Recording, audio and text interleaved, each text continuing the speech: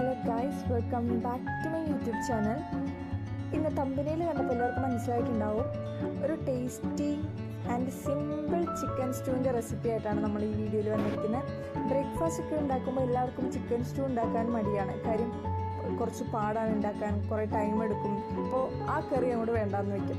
അപ്പോൾ ഇനി അത് വേണ്ട, ചിക്കൻ സ്റ്റൂവിൻ്റെ ഒരു സിമ്പിൾ റെസിപ്പിയാണ് ഞാൻ ഈ വീഡിയോയിൽ പറയുന്നത്. അപ്പോൾ നമുക്ക് സമയം കളയാതെ എങ്ങനെ ഉണ്ടാക്കാൻ നോക്കാം. അതിനായിട്ട് ഏത് പാനിലാണോ ചിക്കൻ സ്റ്റൂ ഉണ്ടാക്കാൻ ഉദ്ദേശിക്കുന്ന ആ പാനിലേക്ക് കുറച്ച് എണ്ണ ഒഴിച്ച് എണ്ണ ഒന്ന് ചൂടായ ശേഷം 1 സ്പൂൺ കുരുമുളക് പൊടിയല്ല കേട്ടോ, കുരുമുളക് ഇട്ട് കൊടുക്കാം. അതിനുശേഷം അതിലേക്ക് അരിഞ്ഞു വെച്ചിരിക്കുന്ന ഇഞ്ചിയും വെളുത്തുള്ളിയും കൂടി ഇട്ടൊന്ന് മൂപ്പിച്ചെടുക്കണം. ഈ ഇഞ്ചിയുടെയും വെളുത്തുള്ളിയുടെയും സൈസ് അവരവരുടെ ഇഷ്ടത്തിന് ചേർക്കാം കേട്ടോ. ഞാനിവിടെ ഇഞ്ചി ഇത്തിരി ലെങ്ത്ത് കൂടി കട്ട് ചെയ്തിട്ടുണ്ട്. അതൊക്കെ ഓരോരുത്തരുടെ ഇഷ്ടം. ചെറുതായിട്ട് കട്ട് ചെയ്യണമെങ്കിൽ ചെറുതായിട്ട് കട്ട് ചെയ്യാം. എന്നിട്ട് ഇതൊന്ന് മൂപ്പിച്ചെടുക്കാം നന്നായിട്ട്. അതിലേക്ക് അത് കുറച്ച് നേരം ഇളക്കിയതിന് ശേഷം അതിലേക്ക് നമുക്ക് കുറച്ച് അണ്ടിപ്പരിപ്പും മുന്തിരിയും കൂടി ചേർത്ത് കൊടുക്കാം. സ്റ്റൂ എന്ന് പറയുമ്പോൾ അതാണല്ലോ മെയിൻ, അണ്ടിപ്പരിപ്പും മുന്തിരിയും. ഇതൊക്കെ ഓരോരുത്തരുടെ ഇഷ്ടമനുസരിച്ച് കൂടുതൽ ചേർക്കണമെങ്കിൽ കൂടുതലൊക്കെ ചേർത്ത് കൊടുക്കാം കേട്ടോ. നന്നായിട്ട് ഇട്ട് കൊടുക്കാം. ഇത് നന്നായിട്ട് ഇളക്കിയതിന് ശേഷം നമ്മുടെ പൊടിക്കാത്ത മസാലക്കൂട്ട്, നമ്മൾ മസാലക്കൂട്ട് പൊടിച്ചതല്ല, പൊടിക്കാത്ത എല്ലാം മസാലക്കൂട്ടിലുള്ള എല്ലാ ഇൻഗ്രീഡിയൻസും കൂടി ഇതിലേക്ക് ഇട്ട് കൊടുക്കാം. അതും നന്നായിട്ട് ഇളക്കിയതിന് ശേഷം നമുക്ക് നമ്മൾ ചെറുതായിട്ട് നേർത്ത രീതിയിൽ അരിഞ്ഞു വെച്ചിരിക്കുന്ന സവാള ഇട്ട് കൊടുക്കുക. സവാള ഇതിൽ നമ്മൾ ചേർത്തിരിക്കുന്ന എല്ലാം നിങ്ങൾ എന്തൊരു സ്റ്റൂ ആണ് ഉണ്ടാക്കുന്നത് അതിനനുസരിച്ച് മാറും. അപ്പോൾ ആവശ്യമായിട്ടുള്ള സവാള ചേർത്ത് കൊടുക്കുക. എന്നിട്ട് നന്നായിട്ട് ഇളക്കി കൊടുക്കുക. സവാള ഈ മസാലക്കൂട്ടിൻ്റെ കൂടെ കിടന്ന് നന്നായിട്ട് വാടിക്കിട്ടണം നമുക്ക്. അപ്പോൾ നിർത്താതെ നമുക്ക് ഇളക്കി കൊടുക്കാം.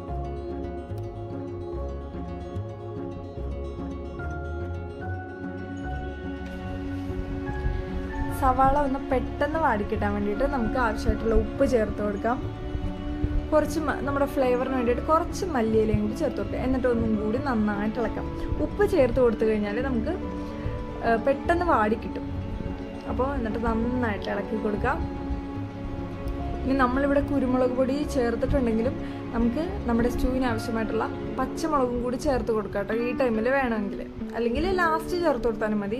കുറച്ചും കൂടി എരിവ് ഇഷ്ടമുള്ളവർക്ക് ഈ ടൈമിൽ പച്ചമുളക് ചേർത്ത് കൊടുക്കാം. ഇനി നമുക്ക് സവാള നന്നായിട്ട് വാടണം. ഈ ടൈമിലൊന്നും നിങ്ങൾ ഇളക്കാതിരിക്കരുത് കേട്ടോ.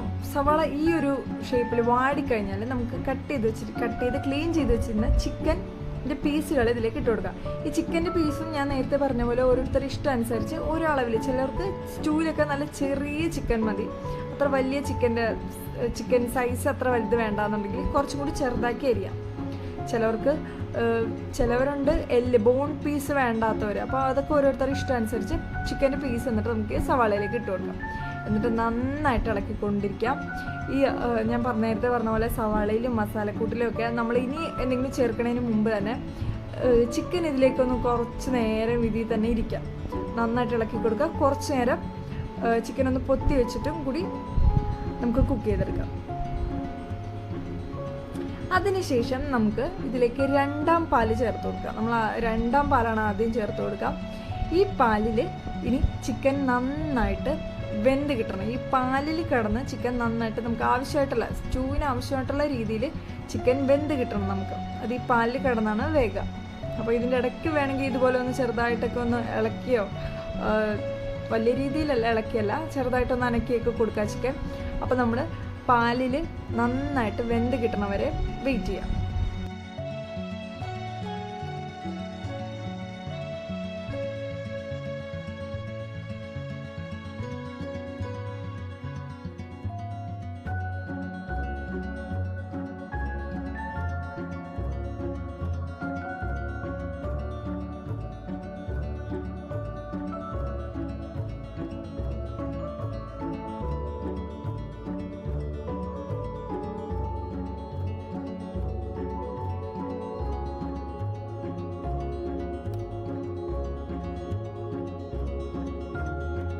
ചിക്കൻ ഏകദേശം വെന്തു എന്ന് ഉറപ്പായി കഴിയുമ്പോൾ നമുക്ക് നേരത്തെ വേവിച്ച് വെച്ചിരിക്കുന്ന ഉരുളക്കിഴങ്ങും ക്യാരറ്റും കൂടി ചേർത്ത് കൊടുക്കാം.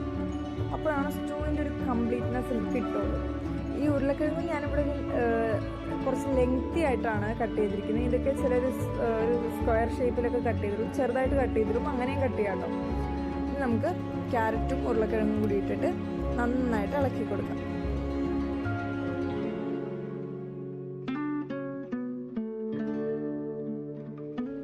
ക്യാരറ്റും ഉരുളക്കിഴങ്ങും കൂടി അപ്പോൾ പാലിൽ കിടന്ന് ഒന്നും കൂടി വെന്തിട്ടുണ്ട്. അപ്പോൾ അതിനുശേഷം നമുക്ക് 1-ാം പാല് ചേർത്ത് കൊടുക്കാം. ആവശ്യമായിട്ടുള്ള രീതിയിൽ 1-ാം പാലും കൂടി ചേർത്ത് കൊടുത്തിട്ട് നന്നായിട്ടൊന്ന് ഇളക്കാം. കൂടുതൽ ഗ്രേവി വേണമെന്ന് ആഗ്രഹമുള്ളവർ, നല്ല കുറുകിയിരിക്കണമെന്ന് ആഗ്രഹമുള്ളവരൊക്കെ പാലിൻ്റെ അളവൊപ്പം കൂട്ടാം. അങ്ങനെ വേണം എടുക്കാൻ. എനിക്ക് അത്ര കുറുകിയിരിക്കണം എന്നില്ല, അപ്പോൾ അതുകൊണ്ട് നമ്മളിങ്ങനെ ചേർത്തു. അപ്പം നന്നായിട്ട് ക്രീമി പോലെ ഇരിക്കണം എന്നൊക്കെ ഉണ്ടെങ്കിൽ നമ്മുടെ പാല് അതേപോലെ ചേർത്താൽ മതി. എന്നിട്ട് നമ്മൾ ചിക്കൻ ഏകദേശം വെന്തപ്പോഴാണ് എടുത്തത്. ഇപ്പം നന്നായിട്ട് ഒന്നും കൂടി ചിക്കൻ 1-ാം പാലിലും കൂടി കിടന്ന് നന്നായിട്ട് വെന്ത് വരുന്നുണ്ട്. ഇനി ഇതിൻ്റെ പുറമെ നമുക്ക് കുറച്ച് മല്ലിയിലയും കുറച്ച് എരിവിനാവശ്യമായിട്ടുള്ള പച്ചമുളകും കൂടി ചേർക്കാം. ഇത്രയേ ഉള്ളൂ നമ്മുടെ സിമ്പിൾ റെസിപ്പി സ്റ്റൂവിൻ്റെ. കുറച്ച് നേരം കൂടി ഇതൊന്ന് വെന്ത് കഴിഞ്ഞാൽ നമ്മുടെ സ്റ്റൂ ഒരു ക്രീമി ടെക്സ്ചറിൽ കിട്ടും. അപ്പോൾ ഇത്രയും സിമ്പിളായിട്ടുള്ളൊരു റെസിപ്പിയാണ്. ഇനി നമുക്ക് ഫ്ലെയിം ഓഫ് ചെയ്യാം കേട്ടോ. ഈ ഒരു ടൈം ആകുമ്പോഴത്തേക്ക് നമുക്ക് ഫ്ലെയിം ഓഫ് ചെയ്യാം. എന്നിട്ട് പച്ചമുളക് കൂടി ഒന്നും കൂടി ഇളക്കിയതിന് ശേഷം നമുക്ക് സെർവ് ചെയ്യാം. പക്ഷേ സെർവ് ചെയ്യുന്നതിന് മുന്നേ ഇതിൻ്റെ പുറമെ കുറച്ച് വെളിച്ചെണ്ണ, പച്ച വെളിച്ചെണ്ണ എന്ന് പറയും, കുറച്ച് കോക്കനട്ട് ഓയിലും കൂടി പുറമേ ഇടുവാണെങ്കിൽ കുറച്ചും കൂടി ടേസ്റ്റ് കൂടും. അപ്പോൾ ഇനി ആരും ബ്രേക്ക്ഫാസ്റ്റ് ഒക്കെ ഉണ്ടാക്കാനായിട്ട് ചിക്കൻ സ്റ്റൂ അല്ലെങ്കിൽ ബീഫ് സ്റ്റൂ ആണെങ്കിൽ നമ്മൾ ചിക്കൻ എടുത്തതിൻ്റെ ആ ഒരു സ്ഥാനത്ത് ബീഫ് ഇടുക, അത്രേ ഉള്ളൂ വ്യത്യാസം. അപ്പോൾ ബീഫ് സ്റ്റൂ ആണെങ്കിലും ചിക്കൻ സ്റ്റൂ ആണെങ്കിലും ഇനി ആരും ബ്രേക്ക്ഫാസ്റ്റിന് ടൈമില്ല എന്ന് പറഞ്ഞിട്ട് ഇത് ഉണ്ടാക്കാതിരിക്കേണ്ട. ഇത്രയും സിമ്പിൾ റെസിപ്പി ഉണ്ട്. എല്ലാവരും വീട്ടിൽ ട്രൈ ചെയ്ത് നോക്കണം. ഈ വീഡിയോ ഇഷ്ടമായെങ്കിൽ ലൈക്ക് ചെയ്യുക, ഷെയർ ചെയ്യുക, സബ്സ്ക്രൈബ് ചെയ്യുക. Thanks for watching this video.